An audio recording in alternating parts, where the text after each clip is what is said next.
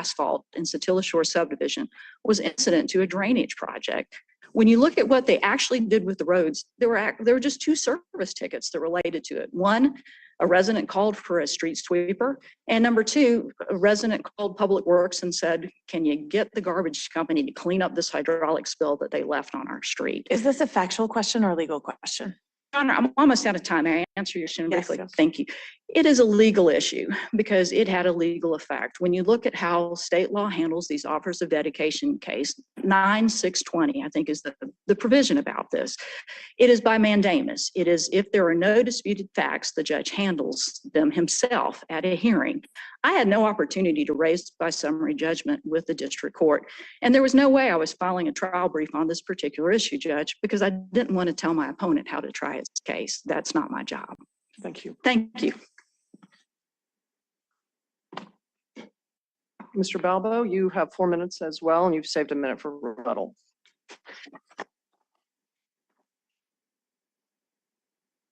May it please the court, my name is AJ Balbo and I represent the appellant Greg McMichael.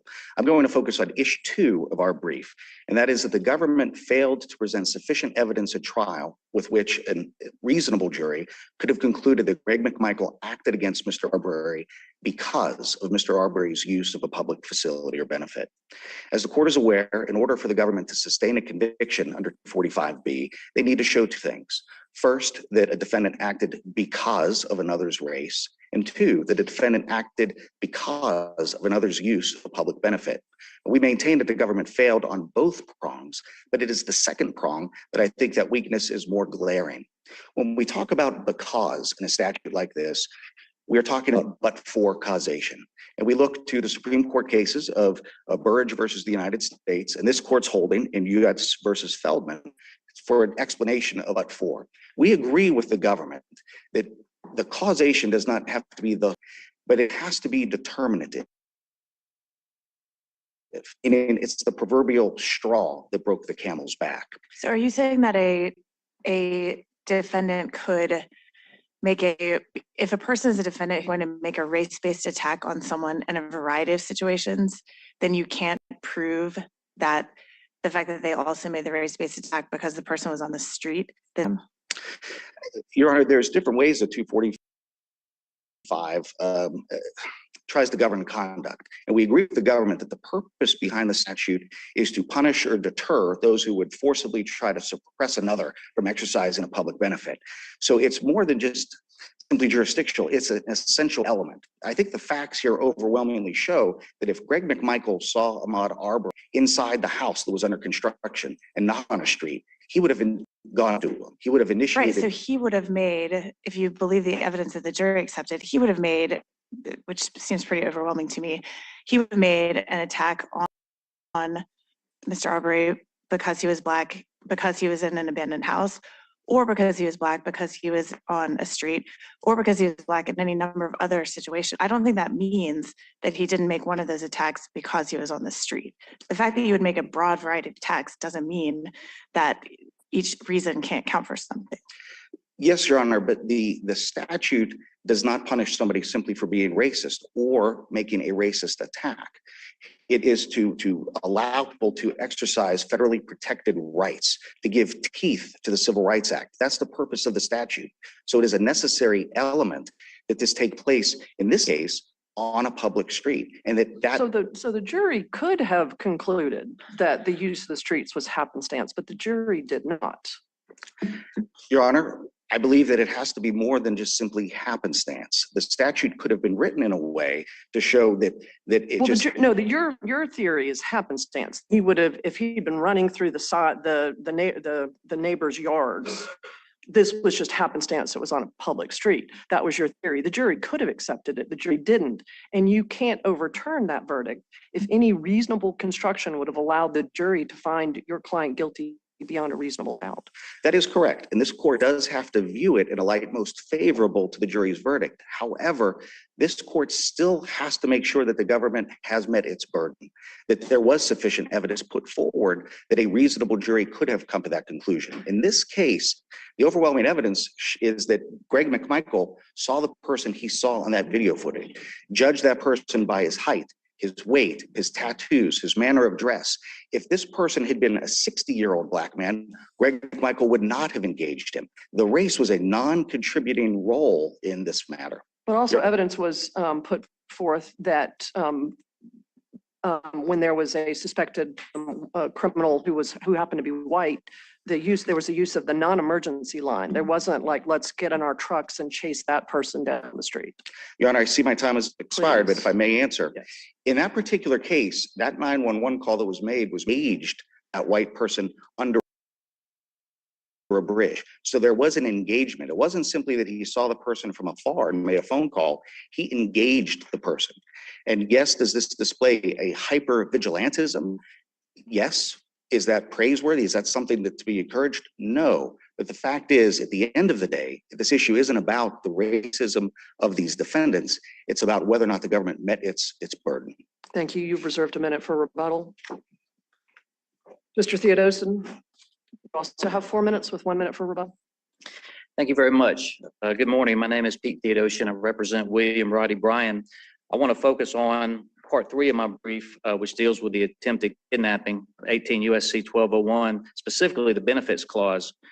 Of course, the government had to prove that the defendants attempted to confine Mr. Arbery against his will and hold him for a benefit.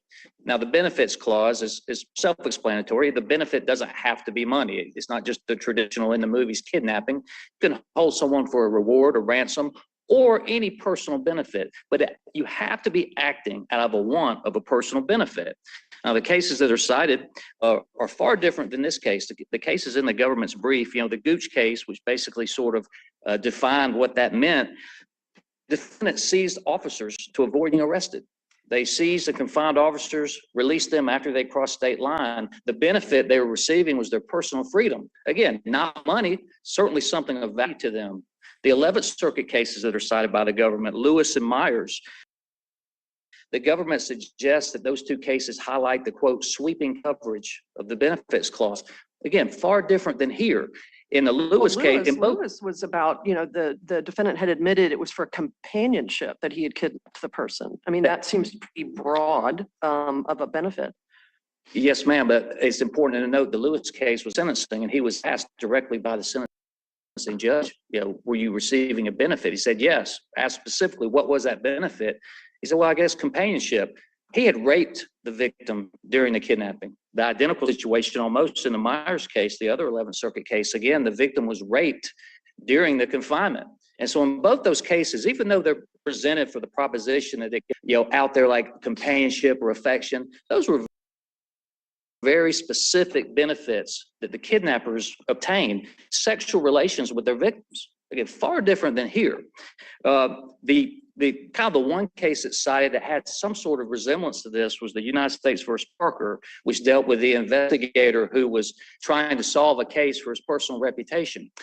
Again, that was a case. How is that different? How is this not, whether it's vigilantism or, you want to be the neighborhood hero? How is that different? It's different because that was a challenge to the defendants had filed a demur to the indictment, which was denied by the trial court. So they were challenging that ruling. The indictment had specifically indicated that that was going to be the benefit sought.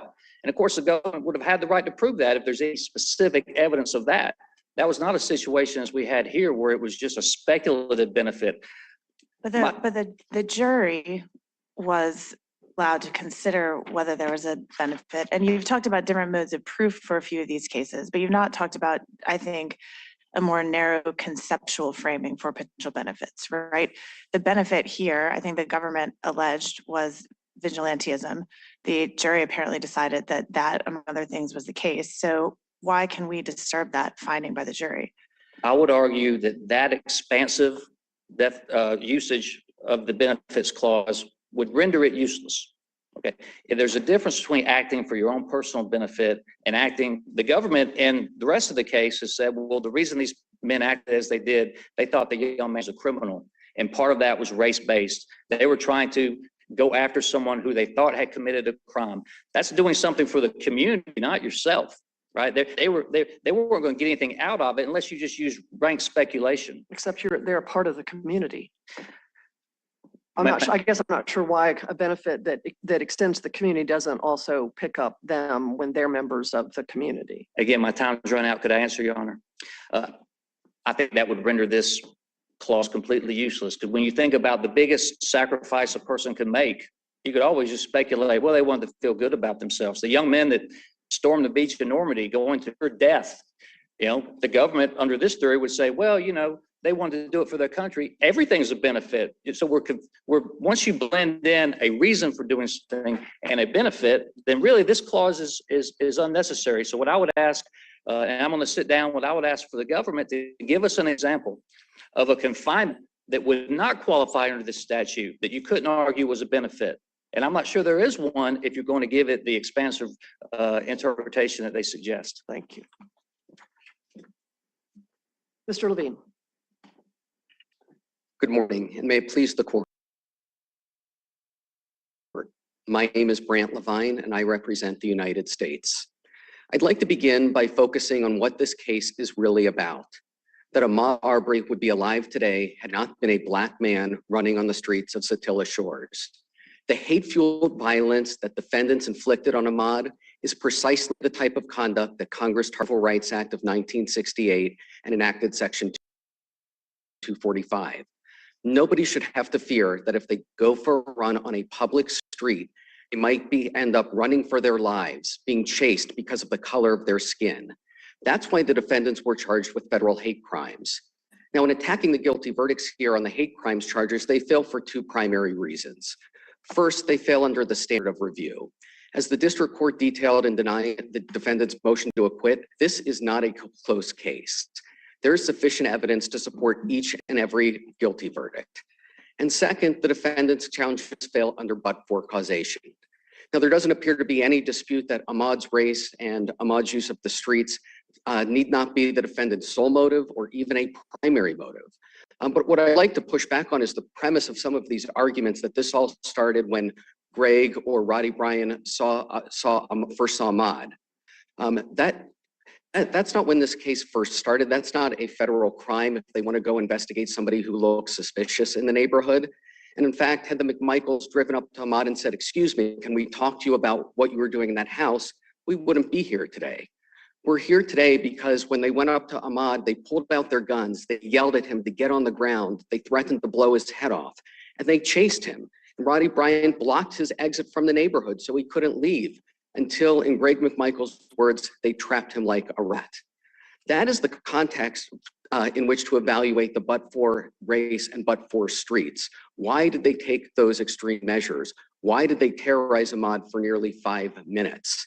And on the evidence before the jury, that there's more than sufficient evidence to sustain the convictions on that point based on the defendant's own conduct that day. There are no questions on the because of race or because of streets. I will turn to the Georgia property law arguments. The Georgia property law arguments, as a defense counsel said, they're focusing on the legal effect of the 1958 action by the Glynn County Commissioners.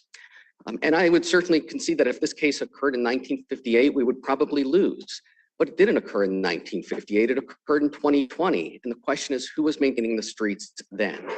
And even if you accept their argument under Georgia property law, all that gets you is that Glynn County did not have a legal duty to maintain the streets of Satilla Shores. But do we need to look to Georgia, to the state property law when interpreting this statute? State property law can be relevant. In this case, though, it doesn't answer the question because we have a sufficiency challenge. You know, had defendants moved to dismiss the indictment or raised a legal challenge, this might be a different story, but here it's a sufficiency challenge. And if you look at the jury's instructions, which they agreed to, the jury just had to decide based on the plain text of the statute, did Glynn County provide or administer those streets? And the director of the Glynn County Department of Public Works Road Division, who testified, said that maintaining public streets, not only has the county done that for decades, but maintaining the public streets involves a lot more than simply paving them. It works on rights of way, street cleaning, street lights. All these are part and parcel of maintaining public streets. What about opposing counsel has made the argument that these work tickets over the course of time are simply dealing with the right of way, not the public street? Some of them do deal with the right of way, but some actually do deal with the public street. They don't dispute that some of these deal with the public street. They say, well, that's just incidental to the right of way. And again, that gets back to my point that it doesn't matter why the county fixed the street, even if it was only to do the right of way. What matters is they actually did it. And there is enough evidence for the jury to reasonably infer that they did. And the defense made these exact arguments to the jury, and the jury rejected them. So at this point, the question is, could the jury have reasonably concluded that the county provided or administered those streets? And the answer is yes. There is more than enough evidence from those work records, from Glynn County Commission meeting minutes dating back to the 80s, approving contracts to pave the roads in Satilla Shores. So there's What about the Facebook post and the county list of public streets which predated the date of the incident? If we take those out, is there still sufficient evidence? There is. I would say first, with the list of county roads, they have not challenged the admissibility of that on appeal. They did argue to the jury that it shouldn't be given much weight, but that can be considered now. So that's why you don't need to consider the Facebook post here.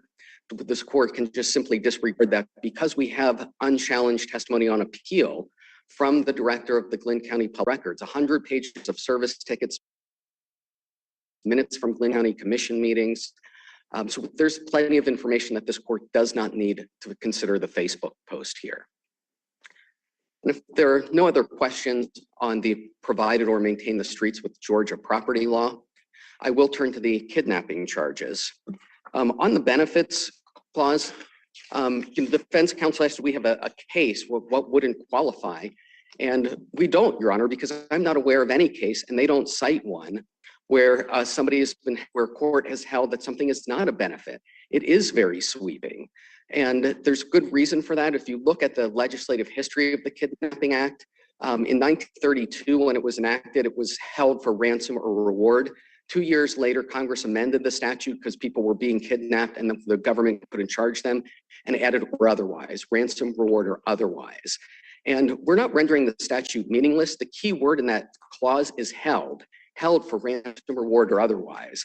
The Supreme Court has interpreted that clause that's what Congress was getting at here, illegally holding someone. Why somebody illegally holds someone doesn't make that much of a difference here. But that being said, it is the government's element. It is an element of the crime. The government has to prove something, and the government did prove something here.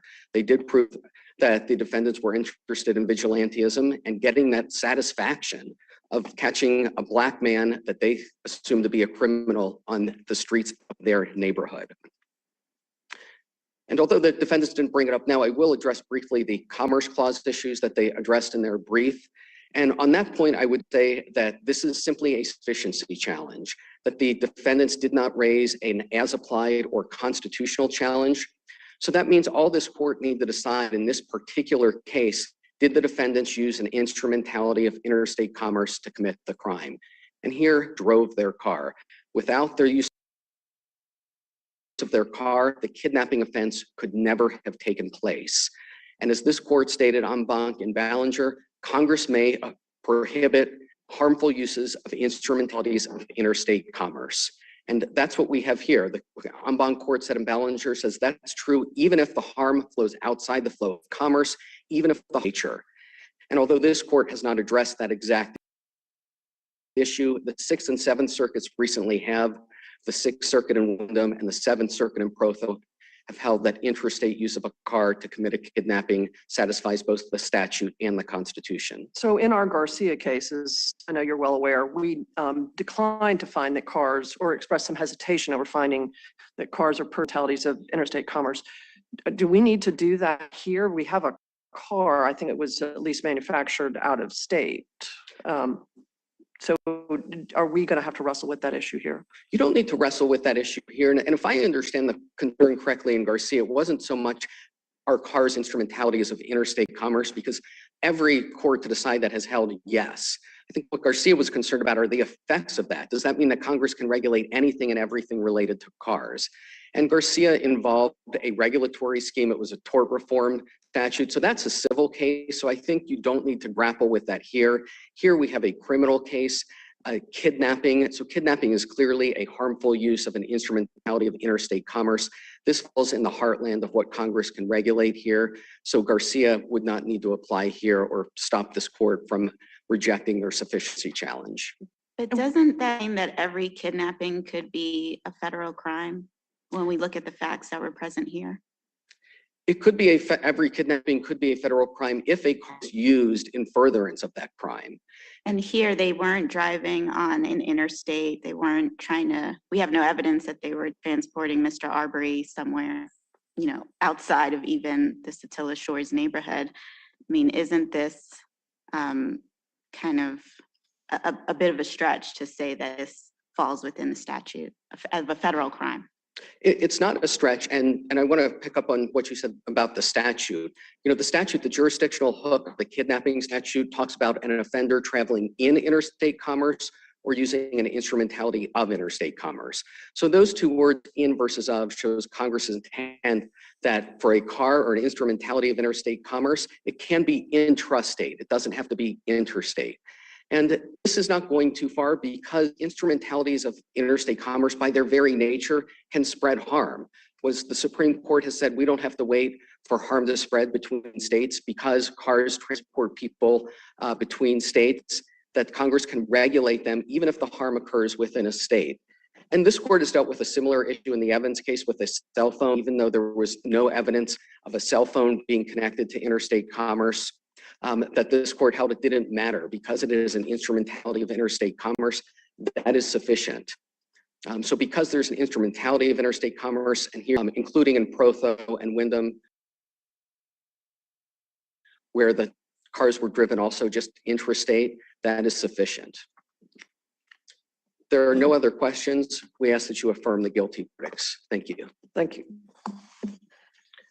All right, I note that all three of you have 1 minute left for rebuttal. Be aware that goes very, very quickly. Judge Branch, you asked, why do we look to state property law in this case? The Georgia Supreme Court in a December 2023 case says that the acceptance of an offer of dedication is how a county obligates itself to maintain a county road.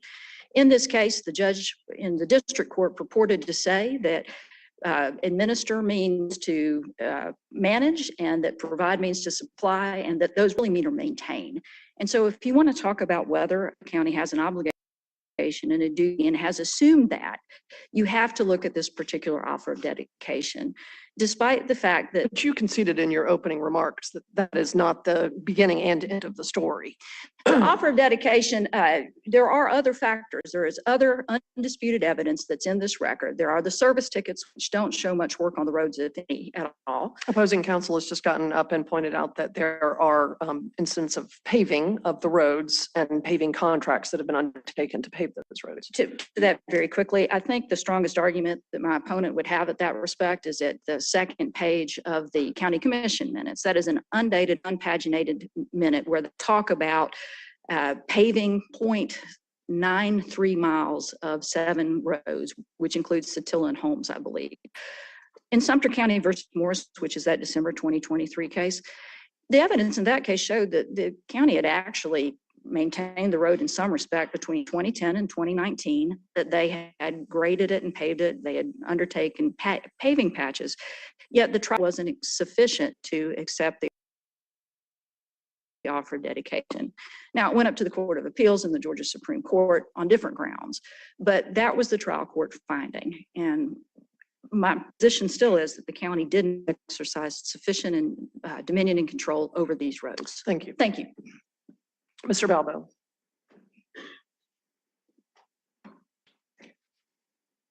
Judge Grant, you asked a question about whether or not this was happenstance, and I would like to give you a more fulsome response to that inquiry.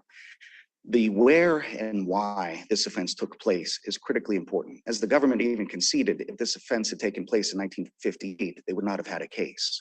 Similarly, the but-for causation language of the use of the public facility is incredibly important. If we sit here and say this altercation would have taken place just the same as if it had taken place in the yard of the house that was under construction, then Mr. Arbery's presence on that street is not the determinative factor of what happened. That's not true, though. There can be, the Supreme Court and this court have been clear that there can be more than one but-for cause for a single incident. Why would that be any different in this context? Because, Your Honor, it is simply not the straw that broke the camel's back. In the absence of Mr. Arbery's presence on the street, if the same course of events would have unfolded, then simply being on that street was not the determinative factor. That's how they saw him. Yes, Your Honor, I see my time has expired. Yes. So how is that not the determinative factor if that is in fact how they saw him? If he'd been running through some neighbor's street, the likelihood that they would have seen him is very small. Yes, Your Honor, because his presence in the street, as the case in Feltman talked about, it was a non-essential role in what happened. He happened to be on the street, but his presence on the street was not the determinative factor. If it could be easily removed and we could say the same result would have occurred, then it simply is not the straw that broke the camel's back. Thank you. Thank you. Mr. Theodosin.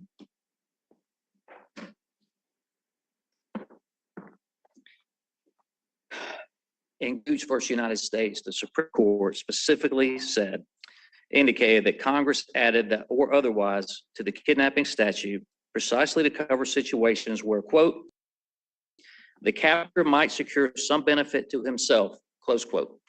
Not some benefit, end of statement, not some benefit to himself or another, not some benefit to himself or society, but some benefit to himself. And in this case, there is no specific evidence that that was anyone's motivation. As indicated by the government, there was some of the ugliest, most repulsive evidence any of us have ever heard in a trial in this case.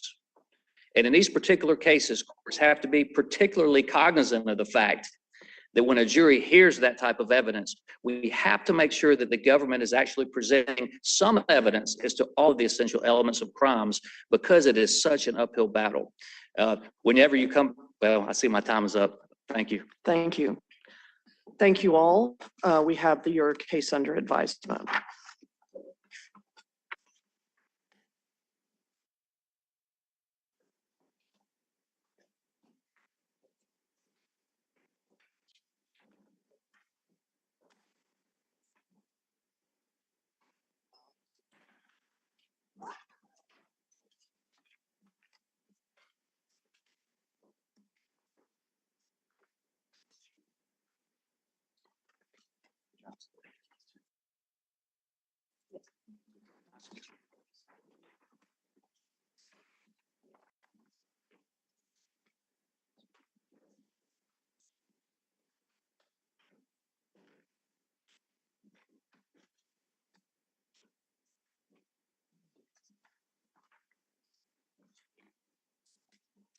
The second case, and I know y'all are setting up, I'll give you a chance to do that, but I'm going to go ahead and call the case. United States of America versus Quentin Gerard Simmons, 22-12148.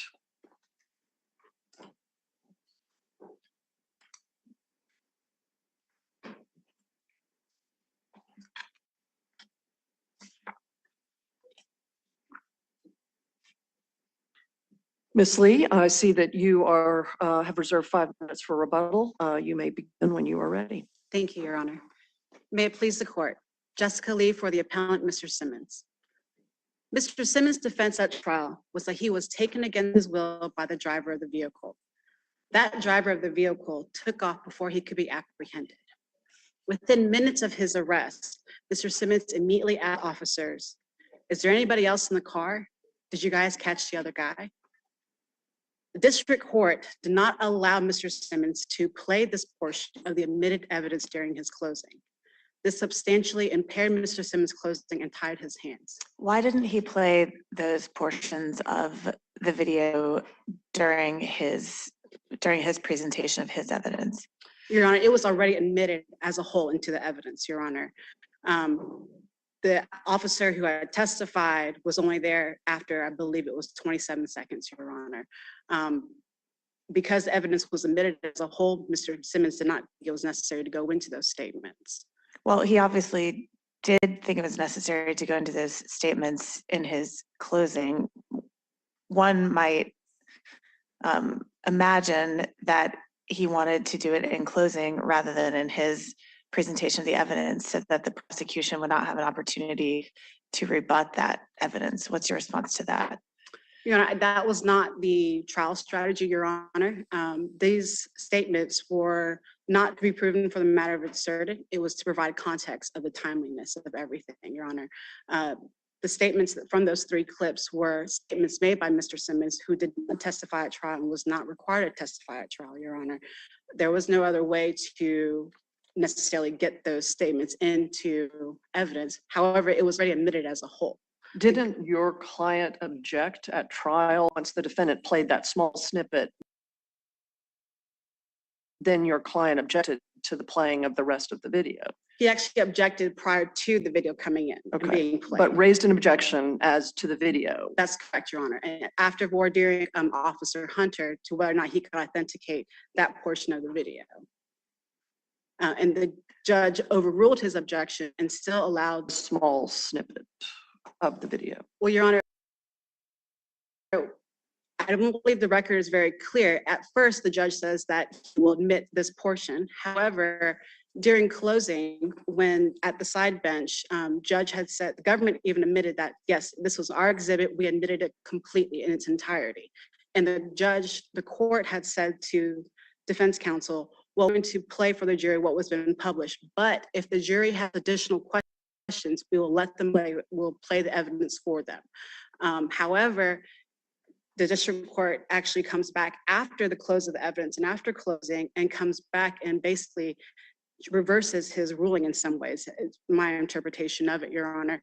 He comes back and says, well, no, because, those portions were only played, we're only going to play those 27 seconds. Evidence is admitted, the video was admitted in its entirety, but because it was not published in its entirety, you cannot go back and play those portions. And let me also, this is Exhibit 11 we're talking about. That's correct, Your Honor. I understand that there's also an Exhibit 4. That's correct. Which is a different body cam. That's correct. And on that body cam, you can hear the statements that your client wants to talk about regarding Exhibit 11. You can hear Simmons asking Officer Hunter whether law enforcement had been able to catch the other dude, so to speak. And then Officer Hunter says, what other dude? And then your client says nothing. So the evidence that you wanted to talk about at closing was in the other video, correct? It was, Your Honor, yes. Okay. And the problem here that we have is defense counsel tried to tender in the PowerPoint for the government, for the appeals court to review. However, the district court denied him the opportunity to add the PowerPoint as record. So it's not very clear, and we've gone back and forth about whether or not maybe that clip was actually from Officer Hunter's testimony, or if it was from Government Exhibit 11. There is no way to conclusively show for the record what part of those videos were played. So putting aside any potential error by the district judge not letting the video be played, your client was still allowed to make the argument and present evidence through the testimony of, I believe, Mr. Higgins, that someone else was in the car, right? That's correct. And so even if there was an error, why isn't it harmless? Your Honor, it is not harmless beyond a reasonable doubt, because during closing, the government was able to get up there and mischaracterize the evidence. They misled the jury by saying that those statements 5 minutes later, after Officer Hunter arrived on the scene, when in fact Government Exhibit 11 shows that it was actually 1 minute and 55 seconds after his arrest does he make the statement to the officers asking, is there another individual in the car? Where is the guy? Why does that timing matter? Because that timeliness is important, because that goes to our full defense that this is not, the government, says ends up with his attorney years after the fact, that he had never talked about a kidnapping, when in reality, Mr. Simmons from the beginning had always said there was another. Why does 45 seconds versus, what did you say, 1 minute and 55 seconds? No, it was 45 minutes. 45 minutes. 45 minutes, that's what the government sends, that it was 45 minutes after Officer Hunter arrived on scene did he hear anything about another individual. And it's that contemporaneous and that timeliness is what goes to Mr. Simmons' defense, that this was not a theory that he just made up. This was something that he said from the get-go. There's another individual, there's another guy involved asking officers if they've caught the individual. Also, that Exhibit 11 shows the timeliness of the 911 call that was in by Mr. Melvin. I'm sorry, by Mr. Daniels. And so, isn't the closing argument meant to summarize and tie together the evidence that the jury has heard? yes, Your Honor. Not to, I mean, we have cases all the time where we affirm the fact that the judge told the jury that the arguments are not evidence. The evidence that was put in is evidence, right? So if you have an evidentiary pushback, don't you need to specifically enter that evidence and tell the jury about it rather than just throwing it up at the closing argument, which is not itself evidence? Well, Your Honor, it was admitted as evidence. And I think that's the key difference. It was admitted. There is no law that requires evidence that has been admitted, that it must be published in order for the jury to consider it. If let's say there was a security video during a robbery and the full video was, 18 hours. That was how long it took. You pull the tape out, it's 18 hours. Could a defendant just wait until closing argument and start playing key pieces of that video so long as the whole thing had been entered into evidence and develop his case at closing rather than during the presentation of the evidence? It depends on how, just to clarify what you're asking, so if the exhibit was admitted as a whole, but only right, certain the United States says, hey, here's this video from, we took the video out of the convenience store, system. Here it is. We're going to play from minute 242 to 243, right? And that's all anyone ever says about the video, nothing else. And then in the closing, under your argument, I think the defendant could say, here is something from 1 minute, 10 seconds. This shows what happened here. Now you'll see, jury, that at 3 minutes, 43 seconds, this happens here. And then 2 hours later, this person comes in and they're the real killer and whatever.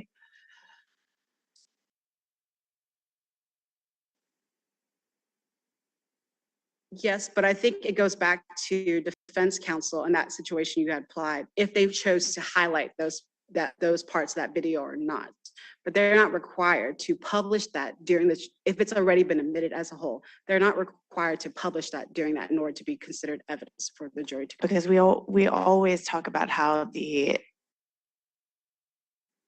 arguments are not evidence. Why isn't that the defense entering evidence during the argument?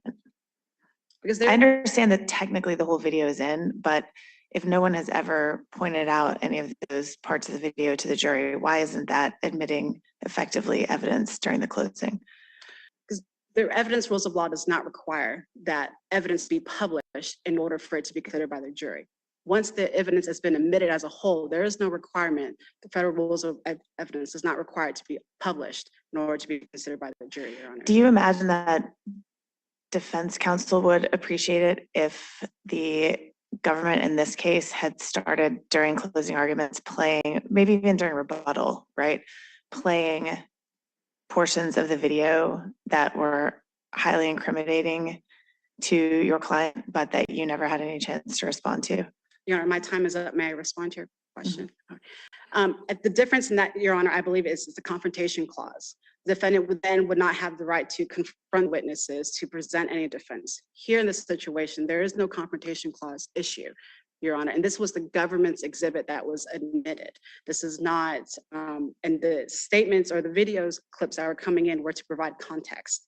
I think that's the big difference there. The defendant has the right to confront any witnesses testifying against him. In this situation, that was not implicated, Your Honor. Thank you. Thank you. You have 5 minutes for rebuttal. Mr. Walker. Good morning, Your Honors, and may it please the court, Stuart Walker for the United States.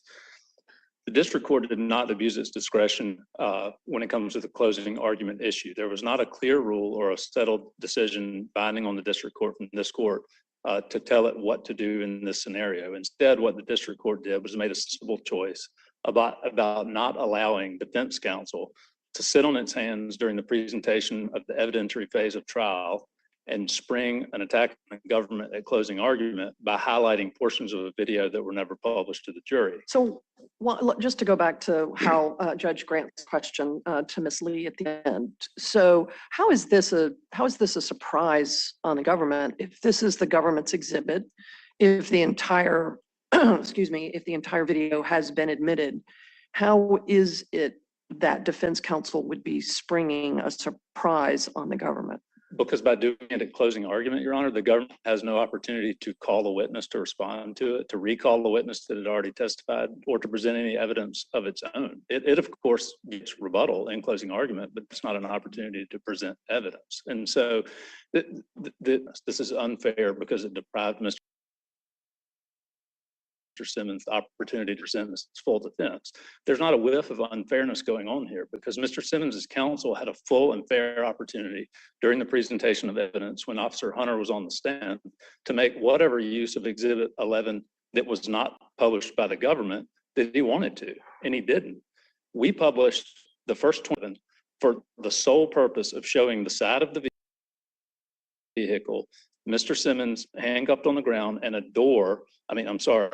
tennis shoe that was stuck in the door frame of the car, just to show the jury this is how Mr. Simmons was pulled out of the car and he left his shoe there. That's the limited purpose we used. But you could have clipped the video, cut the video, and just admitted that excerpt, right?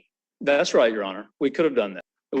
And then there wouldn't have been this issue of confusion as to how much the defense could rely on it or even play it. That would have eliminated any question about additional portions if we had just clipped that 27 seconds. But that's not the reason why we're here. Why we're here is because Mr. Simmons's counsel, despite the opportunity to do so, didn't make use of any other part of the video in the presentation of evidence at a time when the government, if it thought necessary, could have responded to that with a witness or other documentary evidence or video evidence of its own. It was only after sitting on his hands during the evidence phase of the trial that he decided to do it at closing argument. And Judge Sands did the exact right thing here. There was not a rule that compelled him to do it. But as we point out, this is perfectly consistent with the Williams case we cited in our brief. And I know this court is not used to seeing intermediate state appellate courts cited as authority, but this is a narrow issue, and there's just frankly not a lot of decisional law on it. We think the rule enunciated in Williams is a pragmatic one. It makes sense. It disincentivizes sandbagging. It disincentivizes trial by ambush, which is exactly what was going on here. And if I could just clarify, I'm not sure if this is what my friend on the other side said, but Judge Sands did not say that if the jury wants to see part of this video, we'll bring them back in and show it to them. This is what Judge Sands said. This is ECF 150 at page 194. If they ask for anything to be played, it will be played here in the courtroom, and we will establish that what is being played falls within those things that did occur in the courtroom before the jury. So just as a practical matter, some judges require, if a jury wants to see or hear part of an audio or video transcript, they bring it back into the courtroom and do it so the court exercises some control over that. There is an automated system that some district courts use called JURS, I think it is, Jury Electronic Resources System or something like that, where the jury has the unfettered ability to go back and listen to audio and watch video without really any constraint or oversight on the part of the court. So what happens, or what can happen in a context like that, is that if the jury decides to watch a part that was never published before, it has the opportunity to sort of correct the decisional process because those other parts weren't subject to adversarial. When Hunter was on the stand under cross, if defense counsel wanted to make additional use of the video, it would have been subject possibly to objection by the government. Maybe there's hearsay. Maybe there are other objectionable things in the video. If a jury can go back and listen to any part it wants, even parts it didn't hear in trial, we think, arguably that could allow the jury to make things that were not part of the evidentiary record. Could the district court here have made the opposite decision, or would that have been an abuse of discretion to allow the jury to watch the full video however it pleased? Arguably, Your Honor, it would have been an abuse of discretion, and that points up an issue why we think the rule that we are kind of advocating that's consistent with what Judge said in this context is if he had allowed this and then the jury had acquitted, the government would have no opportunity to avail itself of what it considered to be an error and letting them consider things that were not properly performed. So, we can't appeal an acquittal. And so there's really no way at all for us to vindicate the right rule. And for that reason, that's why what we're advocating is a rule that says only things that are published during the presentation of evidence are properly viewable by the jury and arguable at closing by counsel. That we think that rule, coupled with an instruction from the court to the jury, that when you get back there and begin deliberating, you're only entitled to consider those portions of things that have been elicited during the trial and not other portions. Would that apply to a lengthy document as well? We think it would, Your Honor. I mean, documents are a little different. The Williams Court noted this difference between documents and video or audio.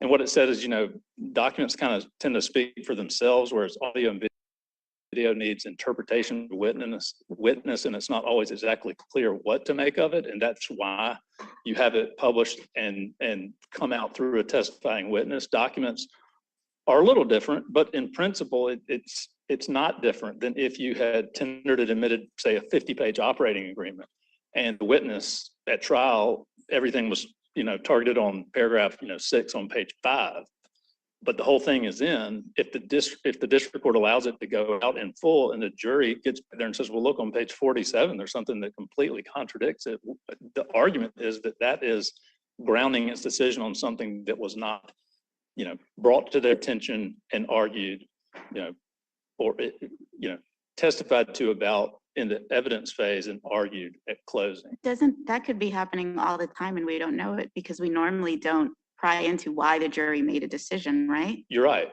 You're right. So you seem to be making a carve out for videos that wouldn't apply to any other types of evidence. And speak to me about the district judge's decision to do this in front of the jury to sort of limit defense counsel. I mean, isn't there a harm to the defendant in terms of the judge telling the jury, like, don't consider this, this is part of your defense.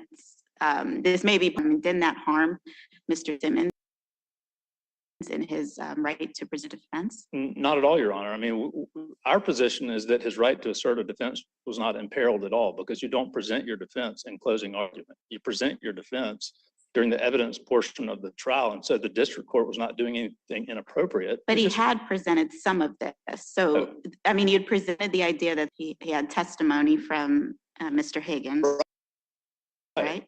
He had a deputy or Officer Hunter who acknowledged that he had asked about another person in the car, right? That's right. And then now when it gets to the video, you have the judge telling the jury, well, don't consider this at all. Isn't it sort of undermining his defense?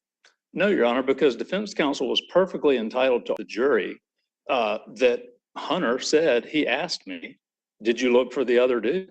That was already in evidence through Hunter. The defense counsel could have argued that point to the jury. Also, they called their own witness, Melvin Higgins, whose whole testimony was that his half-brother, this dead gang member, is the one who kidnapped him and drove him. The whole of his testimony went to this question about another person in the car. The district court didn't tell the jury not to consider the evidence of another driver. It just said you can't consider other portions of this video that were admitted and not published. And that didn't undermine the ability of defense counsel to make an argument about the other driver. And that's why the video evidence, the other portions of Exhibit 11, are completely cumulative of other evidence in the record. And that's what makes any error, if there was one, harmless beyond a reasonable doubt, because the jury already had before it all the testimony necessary for it to believe the theory that he was kidnapped against his will. What about Ms. Lee's argument that the timing mattered? And so her client was deprived of the ability to show that he made that statement very soon after, whereas you said he didn't raise the issue of another person until 45 minutes later. Well, Melvin Higgins got on the stand and said that he was called and his half-brother is the one who kidnapped him from the very start. So the timing thing really is not material at all to the presentation of the defense. In other words, to rebut the suggestion that he made it up 45 minutes later, all the jury needed to do was believe Melvin Higgins' testimony that his half-brother kidnapped him from the outset against his will, took him on this joyride, crashed the car, got out and left. That completely refutes any argument that he waited to manufacture this story later. And so this question about whether he said it early on the scene or late on the scene is really not material to a presentation of the full defense. And so because all of the three proffered portions of Exhibit 11 were cumulative of other things the jury already had before it, then the failure to allow the playing of those clips didn't contribute to the jury verdict. You've argued, I think you've pointed out that no rule or holding bars the court from doing what it did here. Where would you say it gets its authority to do what it did here? The inherent power of the district judge to manage the trial and the evidence? A lot of cases that there's a wide scope of discretion in administering sort of closing argument and generally we think that was a source of authority. We think this court has supervisory powers over the lower courts, of course, and it has authority if it wanted to craft a rule that speaks directly to this issue. And that's sort of what we have pitched. I mean, we think a common sense practice that takes into account this sort of use of evidence versus the formal admission of evidence makes sense, and the court is authorized to do that as it's done in other contexts, in other situations. Can you think of what some of those other contexts or situations are? Well, sure, Your Honor. For example, this court in the United States versus Jones invoked its supervisory powers, a rule that instructs district courts to elicit fully articulated objections following imposition of sentence to the court's ultimate findings of fact and conclusions of law. There was no rule that required that, but the court invoked its supervisory powers and said this is a rule that we need to have for the sound administration of justice. Wasn't that to enable our review on appeal of those decisions rather than something inherently related to the district court? That may have been a motivating reason. I pointed out only to say that the court has the authority. If it's concerned, it doesn't have authority to sort of create a rule. It doesn't, this is not grounded in a rule of evidence or anything else. The court in United States versus Phillips is another one where when on 2255, a district court determines the defendant is entitled to an out-of-time appeal. They formulated a rule that says, well, you're to vacate the judgment and re-enter it and give the defendant 14 days. There was no rule that required that. And the court didn't expressly invoke its supervisory powers, although it noted that there was no rule or decision that governed it, and it adopted the procedural rule adopted by other circuits. And then the Supreme Court in Castro against the United States, that's where you're dealing with the recharacterization of pro se motions into 2255 positions, 2255 motions. And the court said, well, pro se prisoners don't recognize the drastic consequences of this recharacterization given the second or successive bar on 2255 motions. And so the United States Supreme Court expressly invoked its supervisory powers and came up with a rule to respond to that. So the court has ample authority to craft a rule if it so desires to prevent what we think is a rule that if it were otherwise would promote sort of sitting on your hands during the presentation of the case and surprising another party when there's not an opportunity to do anything about it. Can I ask you a question about your brief? And I confess I just can't tell. If we were to conclude that the district court did abuse its discretion, just assuming that we do this, and not allowing Simmons to play or discuss the unpublished portions of Exhibit 11, was that error constitutional or non-constitutional? The reason I ask, your brief seems to assume it would be constitutional error. The best reading, we think, Your Honor, is that it raises some Sixth Amendment problem about the right to counsel. It denied him the effective use of his counsel to present his whole case. So we didn't develop that in any depth, but constitutional or non-constitutional is subject to harmless error, and that's why we make the harmless error. Harmlessness is a high bar for you. Beyond a reasonable doubt, correct? That's true. And we think that's clearly met here, given the cumulative nature of the evidence, if that's the way the court wants to analyze it. My time is about to expire and I didn't get to address Batts. And if the court has any questions, I'm happy to answer those. If there are no questions, we'd ask that Mr. Simmons' conviction be affirmed. Thank you. Ms. Lee, you have 5 minutes. Thank you, Your Honor. To go back to my friend here and his comments, I would like to point out for the record that, so the district court judge actually made comments about that video clip twice. On exhibit 150, page 139, the court does say after the first objection that, okay, here's what we're going to do. It's played before the jury can be played. Now, if the jury asks for more of that exhibit, they can ask for it. So he does imply he does tell defense counsel, you know, if they ask for it, we'll play more for it, which is why defense counsel gets back up in closing and encourages the jurors to look at exhibit number 11 in its entirety.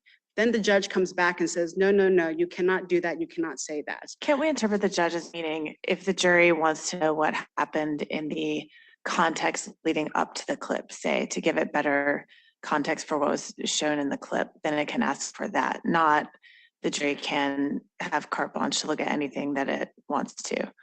Well, I think, again, the evidence was admitted as a whole. They were allowed to look at the video as a whole. I believe that that was that's what the government admitted it. They could have redacted it to those 27 seconds, but they chose not to.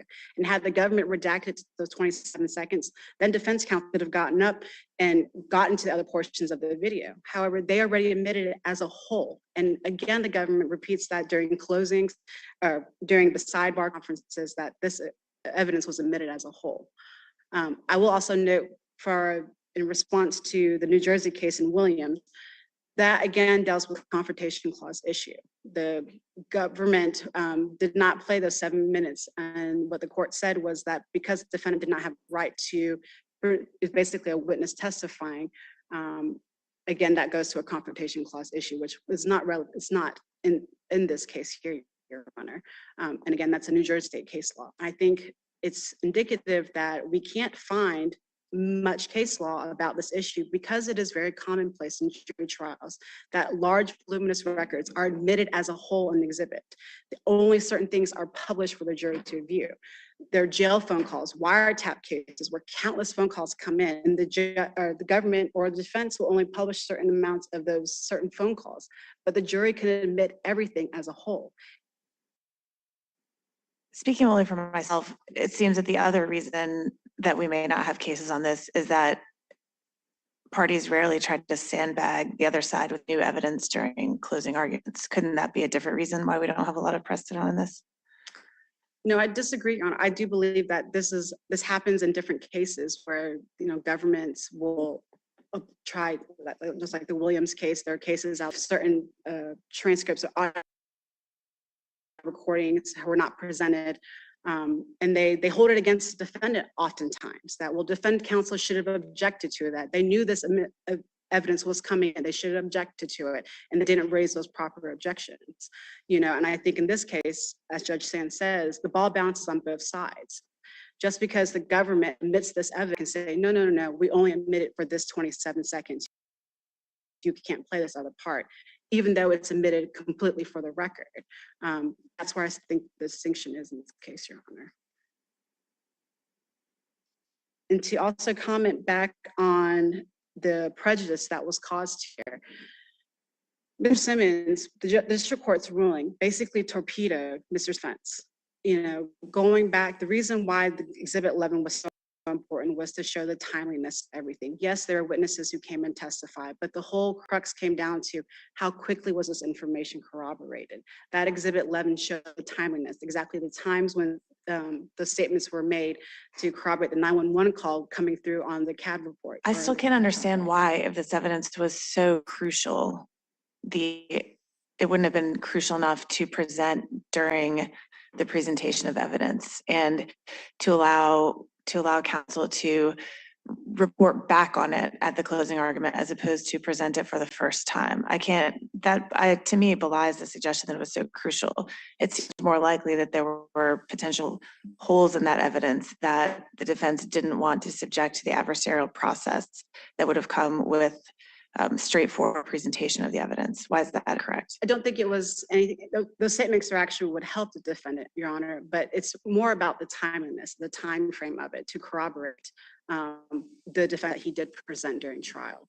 And so it goes back to just giving the time frame in the context of what was going on.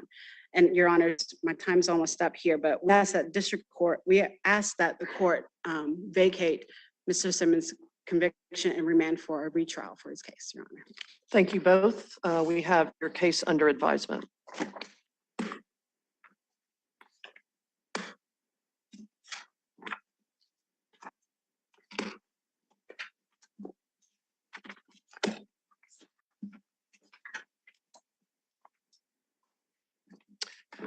Have our third and final case for the day, Jane Swinford versus Officer Joshua Santos in his individual capacity, Officer Charles Binninger, his individual capacity, 22-13675. And Mr. Baker, whenever you are ready, you have reserved 3 minutes for rebuttal.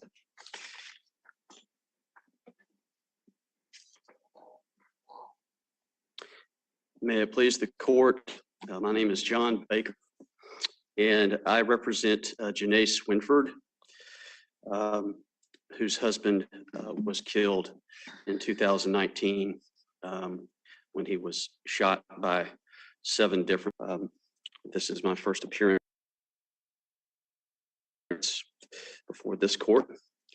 I know that does not mean that you'll take it easy on me, but the reason I mention that is because it's also my first appearance before any judge in this case, even though the complaint was filed in July 2021.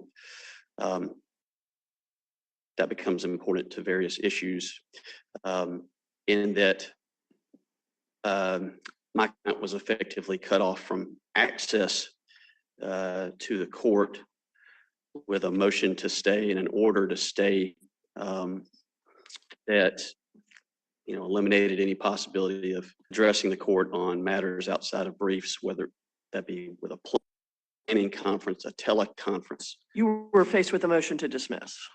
That is correct, Your Honor. That is correct. And I'll come back to the relevance of that in a moment. But my client respectfully submits that there are 3 reversible errors that were committed by the trial court. The first is the court's grant of a motion to dismiss under Rule 12b-6 based on consideration of body cam videos that were, we assert, the wrong videos. As the court knows, in a qualified immunity analysis, the facts and circumstances, totality of them, as a matter of fact, is what is necessary for the district court to properly analyze those issues. And the qualified immunity was asserted by these 7 officers who shot Thomas Swinford. Tell me when you say the wrong videos, drill down on that more, please. Yes, Your Honor. Thank you for bringing that up. Out of the 7 officers that are defendants and shot Thomas Swinford, upon information and belief, without the benefit of initial disclosures or discovery, only through an open records request response, we have 6 videos from the 7 officers. So body cam videos, and so of course showing the angles, the locations, the perspectives of those 6 officers. And I think it is really instructive. I hope the court will find it that way too, that when a motion to dismiss was filed, there were 2 videos that were attached. And out of the 6 videos that were captured by those who shot Thomas Swinford, neither one of those videos was captured by any of those officers. That is what I mean, Your Honor. So the 2 videos, I mean, they show a broad sense of the scene. We're seeing multiple of the videos. Do you dispute? Do I dispute? Well, first of all, great question, Judge. Thank you. The dispute that I have is based on the fact that it's a matter of record that in response to an open records request, materials were left out. Okay, I get that. We district court had video, and you have not questioned the authenticity authenticity of the video, and the videos are providing a broad view of the scene. So tell me where the district court went wrong. Yeah, ma'am. So I respectfully disagree with the court about the objection to the authenticity of the videos because the motion to dismiss was filed with two videos that did not show they were the worst two views. One of them doesn't even show the shooting. The other one, the officer wearing the body cam sort of ducks down and doesn't even shoot. So you miss the important parts of what is happening. And 21 days after the motion to dismiss was filed, a certificate was also filed by the defendants that allegedly authenticated the videos, or I've got to be careful using the definite article there because that's one of the things that went wrong in this case, the videos. The certificate of authenticity from Athens Clarke County Police did not particularize authentication or details as to which videos it referred to. There was two videos initially presented with the motion to dismiss, and then there was a motion to amend the complaint that was filed during the pendency of the motion to dismiss, so before a decision was made. And two more videos were submitted without authentication. And so the record contains several, and those objections are made in briefs. The record contains several objections to the authenticity of the videos simply because there had already been omissions from the open records response. And while I certainly have the opinion. How have you, I feel like you're not answering my question. How have you objected to the authenticity of the videos that have been submitted by the defendant in the motion to dismiss? I'm sorry, Your Honor, I apologize for not answering your question. The objection is, I believe there are two different objections in two different briefs in the record to the authenticity of the videos based on the fact that there was a failure on the defendant's part to provide evidence of their authenticity. And my client takes the position that if they're going to try to have the court consider something at the stage before my client can engage in discovery to find facts to video, my client takes the position that it's the defendant's job to properly authenticate the videos, and that was the extent of the challenge. Did you have the videos before they provided them in response with their motion to dismiss? Your Honor, I had a case started that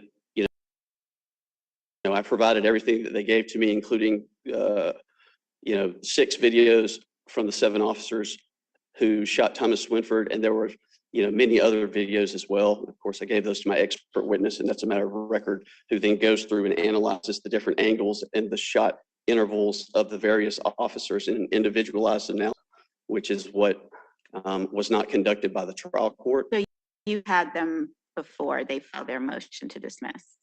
I had what they gave me in the open records, and I'm not trying to split hairs at all there.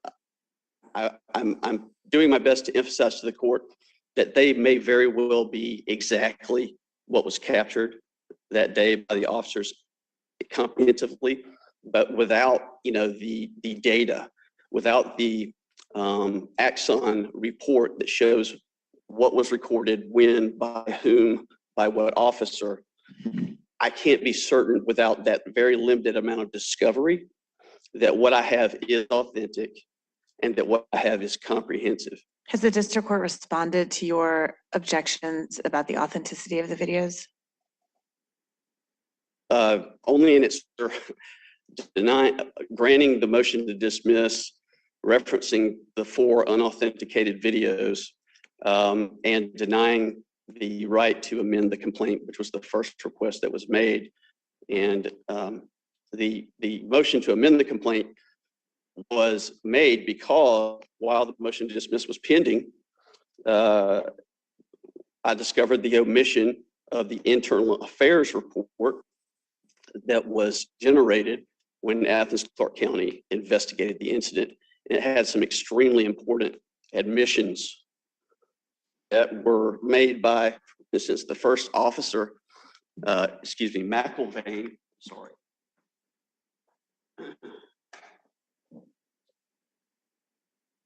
McElvain was the first officer who shot Thomas Winford.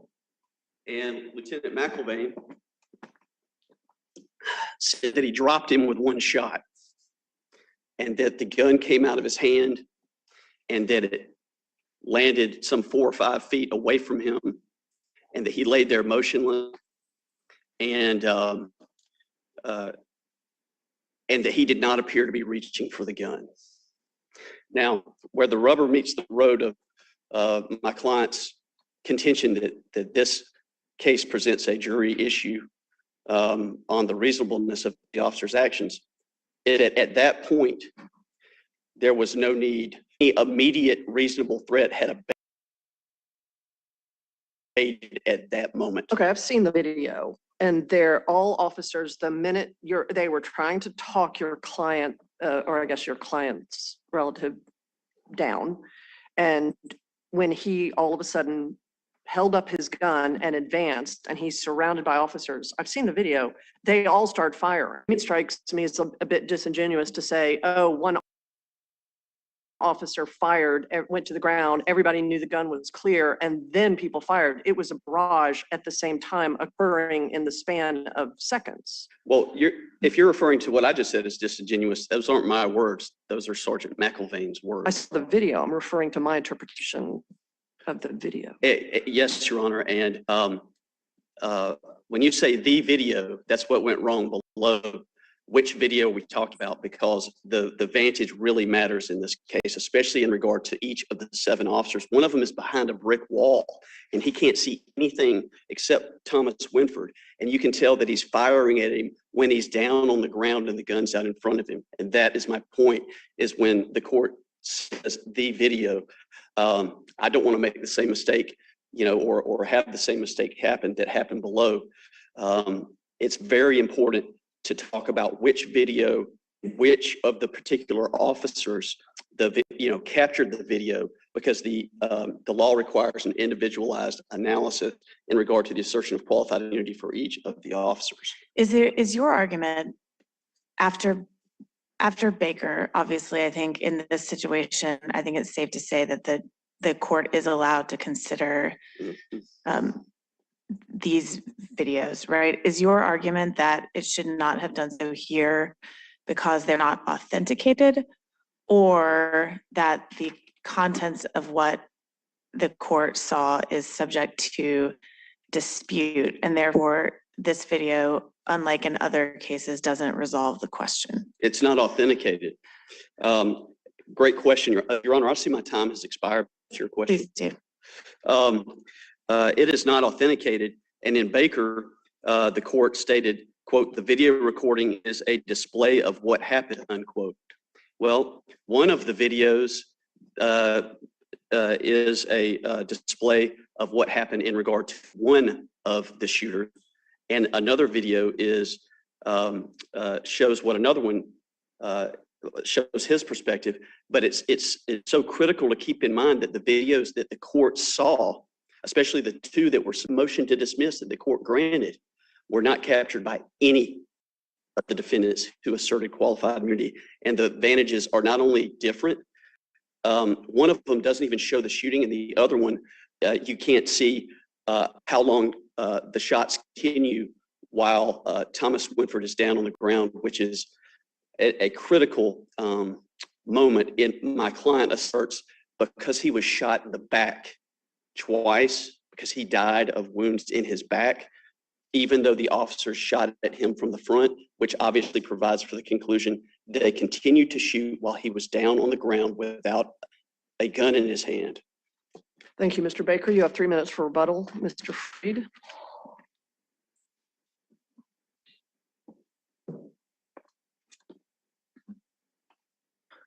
Good morning, Your Honors. May it please the court. My name is Michael Freed, here on behalf of the appellees. The primary issue presented in this appeal is whether 7 police officers were reasonable in firing one brief, contemporaneous series of gunshots at an armed suspect who, after refusing repeated demands to disarm himself, raised his gun at several of those officers. The district court correctly concluded that the answer to that question is yes. And it reached that conclusion based on police body cam video footage that it incorporated by reference in the motion to dismiss. What about this authentication issue? What's your response to that? Sure. So I have several responses to that, Judge Grant. So first of all, if I'm understanding your question correctly, there's kind of 2 components to this. A, were the videos authenticated? B, is there authenticity in dispute? So I'll answer both of those questions. The answer to the first question is yes, they were authenticated, and I'll tell you why. So what happened here was the defendants filed a motion to dismiss. They referenced 2 body cam videos in the motion to dismiss, asked the court to incorporate those videos by reference. The videos were then mailed, hard copies were then mailed to the district court.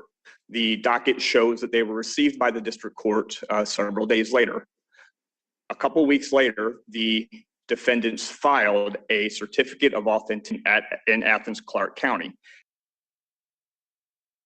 And that certificate of authenticity says the attached records are true and accurate copy of body camera footage.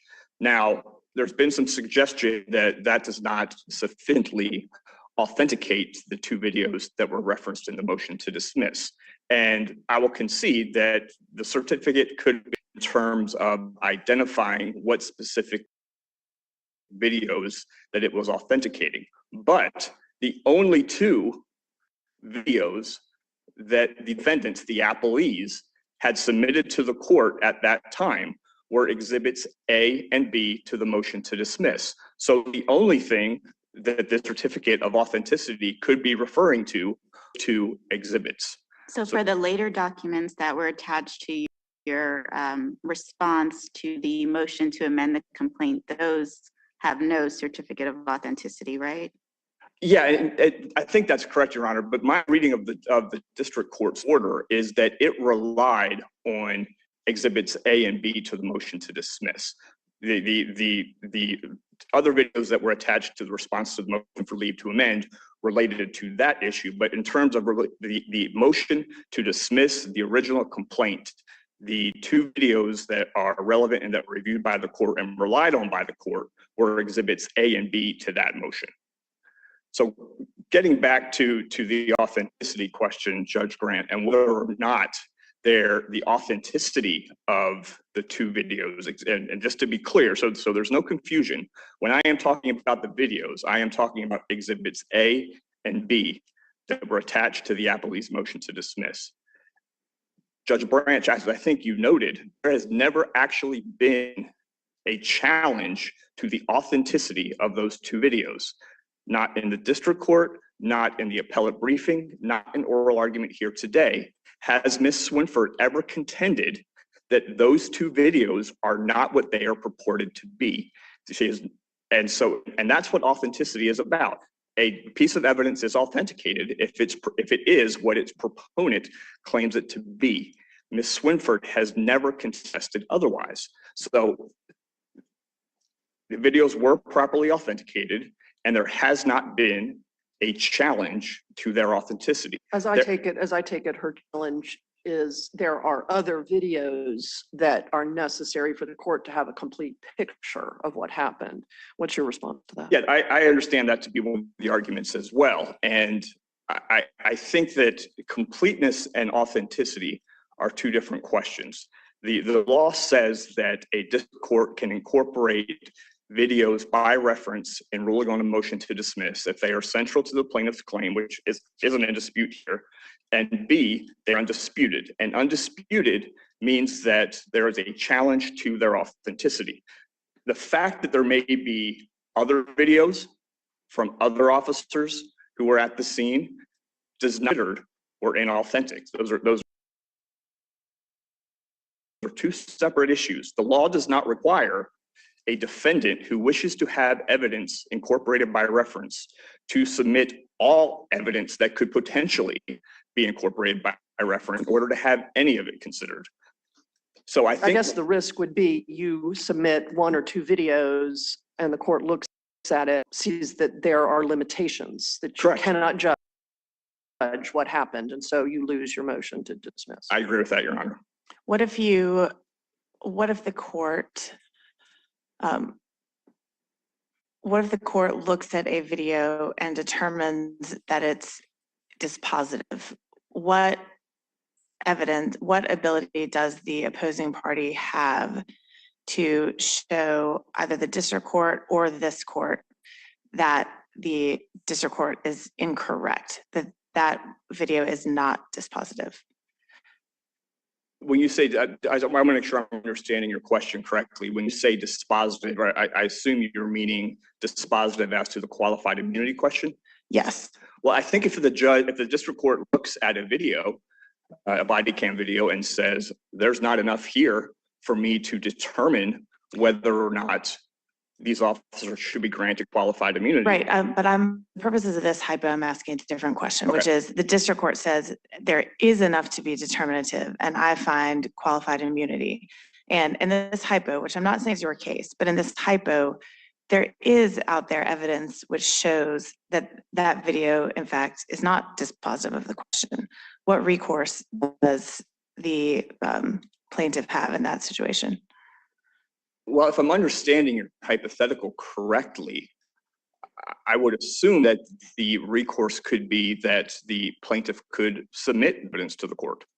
I don't know why the plaintiff could not do so. A motion for reconsideration or?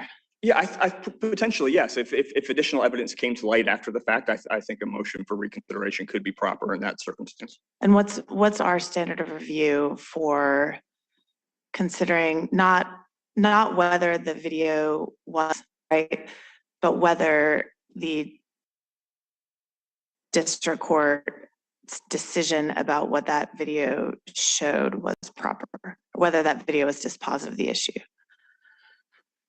Whether it was dispositive of the motion to dismiss would be a de novo standard of review, if I'm understanding your question correctly. So let's say that a video showed a person standing there with no weapon and the police walking up and shooting him.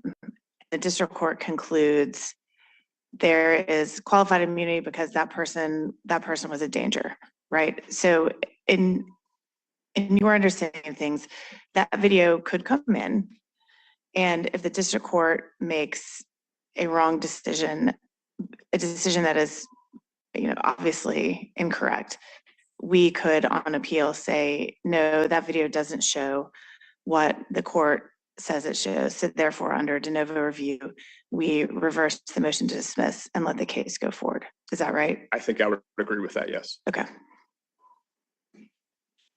So once the video is properly viewed by the district court, which it was here, we can look at what it actually does show.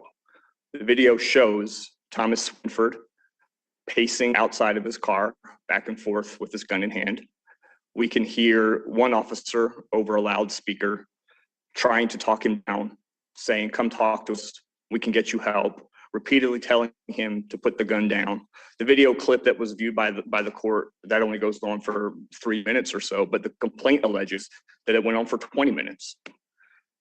After some time, we see Mr. Swinford walk towards several of those officers. We can hear the officer on the loudspeaker begging with him, don't do it, Thomas, don't do it, put the gun down. We then see Thomas raise his right hand with the gun in it, and we hear one series of contemporaneous gunfire that lasted no more than 4 seconds. It's not, there are some shots that are later than the beginning ones, right? Yeah, I think that you can hear, I think the video you can pick out maybe 2 or 3 shots at the very end. And plaintiff alleged that at least one officer stated they fired because another officer fired, right? I believe so. So doesn't that get into the reasonableness of at least one of those officers' actions? I mean, that officer may not have been perceiving a threat to himself or to others. He was just firing. And I mean, is that something that should have been explored more in discovery? Well, I think this goes, I think your question goes to the overall approach that Ms. Swinford is taking to this issue here. What she is asking this court to do, and I think your question, it kind of falls under this umbrella. What she is asking this court to do, set this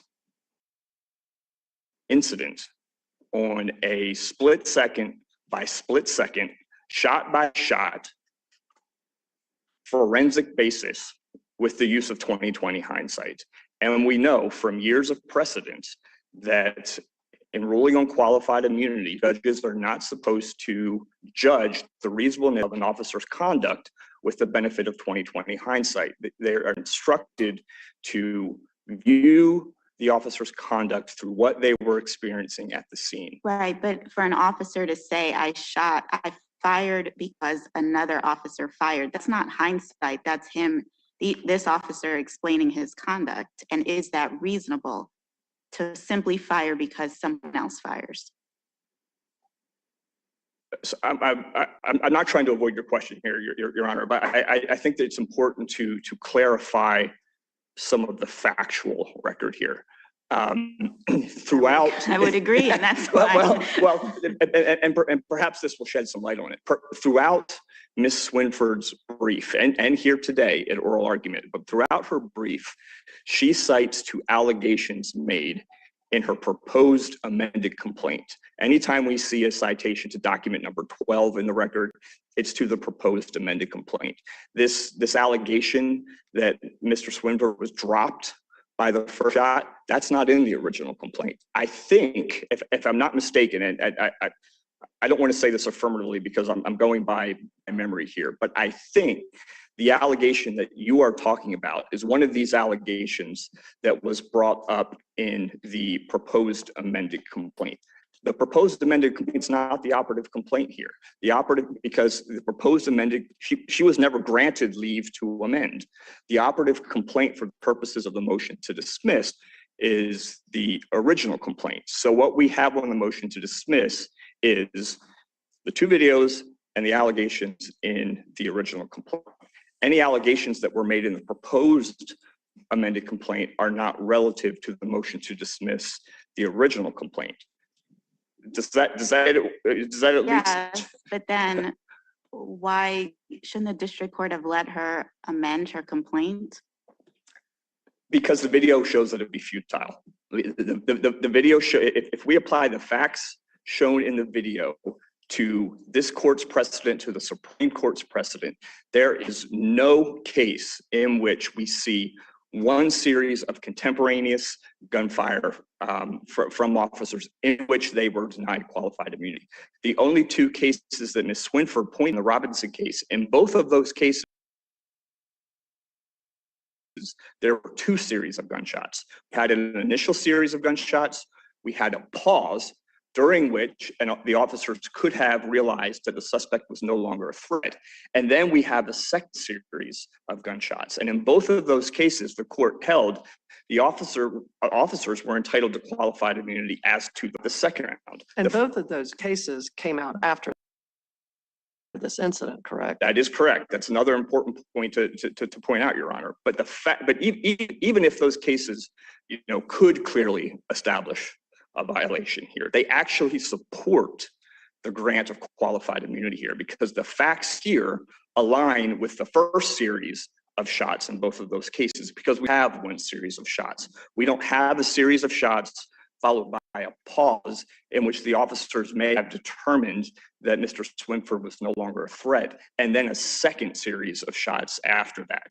If we look at this Supreme Court case in Plumoff, we see a case where there was multiple shots over a course of 10 seconds. Qualified immunity was granted there. And I may be venturing into the amended complaint as well, and so pardon me if I am, but what do we make, if anything, of the fact that he was shot some in the back? Which Well, clearly, I guess clearly indicates after he hit the ground, he was shot. I would dispute that it clearly indicates that, Your Honor. And this is kind of going beyond the red of the amended complaint, but I say I'm just. But there weren't officers positioned behind him, because then That's you would correct. set up a risk to officers. So how does he get shot in the back?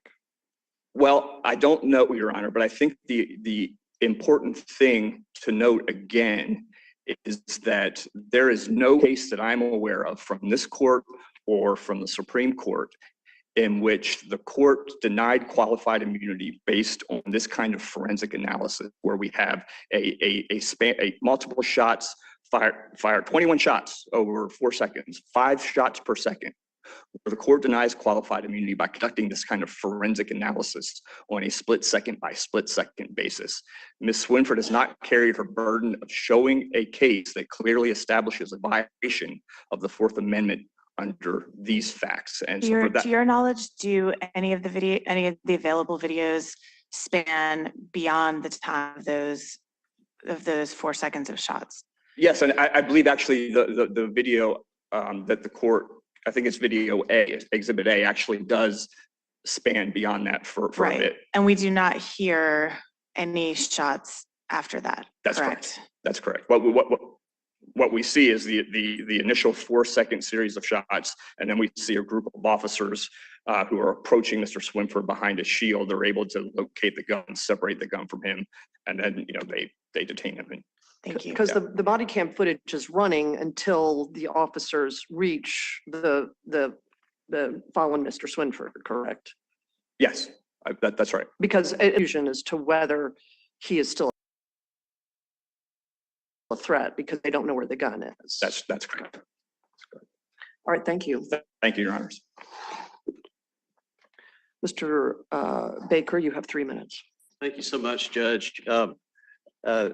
They did know what the gun is, where the gun was, Your Honor, because my client pled that based on the admission by McElvain, the first officer who shot, and said that the gun was 4 to 5 feet away from him and he was motionless and wasn't reaching for it. And my client— Is this the complaint or amended complaint? Your Honor, I think it's the amended complaint, and I'm really glad you pointed that out, because the amendment, it's important that there was a motion to amend filed before the motion to dismiss was decided, because the issue for futility is whether the complaint, quote, as amended, could provide a claim. And the futility analysis is such a difficult bar to reach, because it's not whether the claim has been pled to put them on notice sufficiently, but whether it could be. And of course, you would want to look at the amended complaint for that. But do you assert that any shots were made outside of this 4 second time period? Absolutely not. And I'm so sorry if I didn't explain that well. What my client alleges is that is exactly what you see in William Harmoning's report, the expert witness who generated a report that's attached to the motion for reconsideration. And Mr. Harmoning breaks down the shots by each officer and says that they had enough time to stop shooting. And he goes officer by officer, video by video. And again, I hope the court will consider that, especially the officer who's behind that brick wall, who you can see so clearly that that Mr. Swinford was face down on the ground, motionless, and he just shoots three more times. I understand that you've got the expert report breaking all of this down. This is a second time frame. Do you have any case that says an officer is not entitled to qualified immunity when shots are fired in that initial 4 seconds? No, Your Honor, I haven't found one. So how is it clearly established? Yes, ma'am, because the threat has to be immediate. And while the court seems to be leaning toward, while some may conclude that 4 seconds later after the first shot goes off, is still immediate, that's not the court's decision to make, or mine, or my expert witness for that matter. That is a jury question because, you know, that is a factual issue about what immediacy is. And finish my response, Your Honor. Briefly wrap it up, please. Thank you. The key here is this. So at summary judgment, these officers may be entitled to qualified immunity. I do not know. But what I do know is that my client did not opportunity below to develop any evidence of any kind. And that violates the 7th Amendment to the U.S. Constitution, Rule 38 of the FRCP, which holds the right to a jury trial inviolate, and Rule 12, which says that if the court is going to consider, this is what should have happened. This goes to your question about just. You've gone I'm so past sorry. wrapping up. So I'm so sorry. So thank you. We thank you both. We have your case through advisement, and court is in recess for the day.